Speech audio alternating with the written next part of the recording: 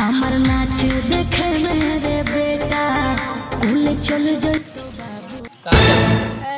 मानो जाके जो भाग साला ओ एक गाना पुसाइल बा उसायम ना त पार करू दोगला लइका मारे तोरी दोगला लइका बेटा आ गेले रे बेटा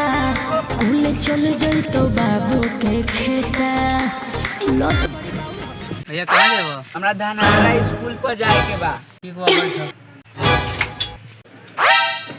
चलो भैया हां चला भैया हम बैठ गए नी अब चला।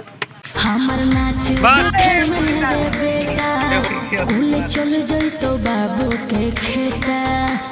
लत बड़ी बाबू में रुका था भैया इनमें स्कूल अच्छा सच